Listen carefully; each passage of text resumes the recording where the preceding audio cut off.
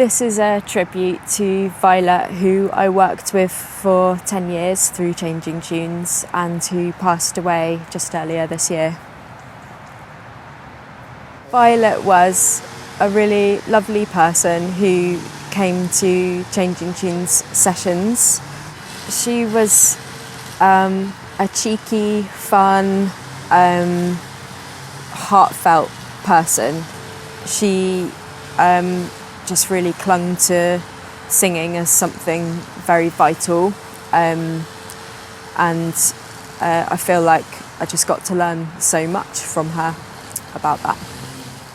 We found ourselves in some quite sort of prestigious situations, like playing at the South Bank in London, and at first she would really shy from that environment and say, "What on earth have you done bringing me here, Fran? I'm not supposed to be here." But then she could really deliver, kind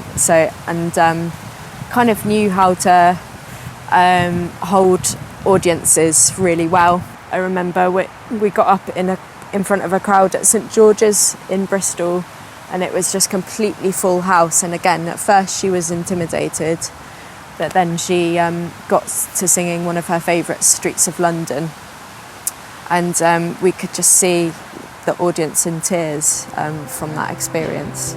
Have you seen the old girl who walks the streets of London? Dirt in her hair and her clothes in rags. She's no time for talking, she just keeps right on walking, carrying her home into carrier bags. How can you tell me you're lonely and say for you that the sun don't shine? She just blew audiences away.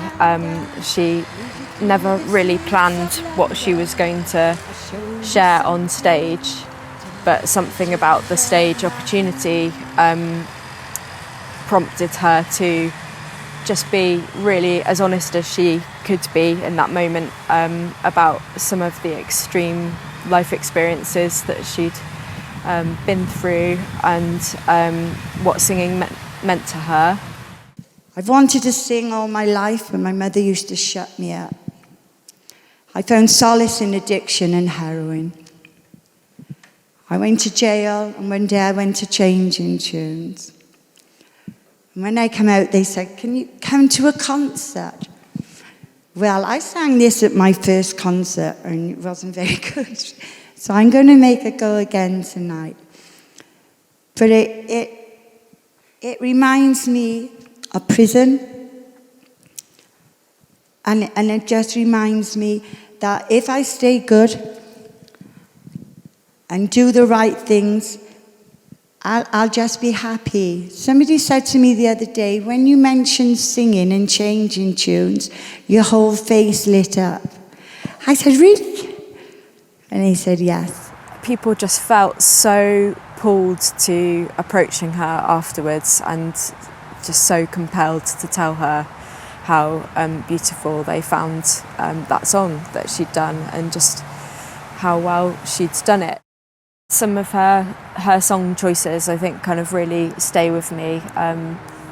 There's like a little video clip of her singing Hallelujah, and she just sings it in such a way that it's just very special. I heard there was a secret chord that David played and it pleased the Lord. You don't really care for music, do you? Well, it goes like this, the fourth, the fifth. She was up for lots of different kinds of music, but she loved it when we could both break out into harmonies. Hallelujah, hallelujah, hallelujah, hallelujah.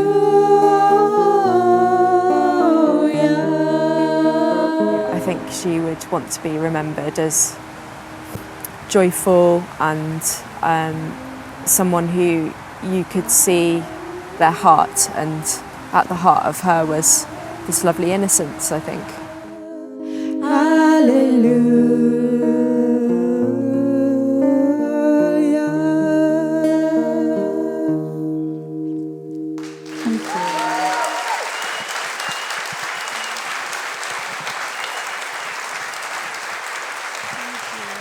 Thank you, ladies and gentlemen.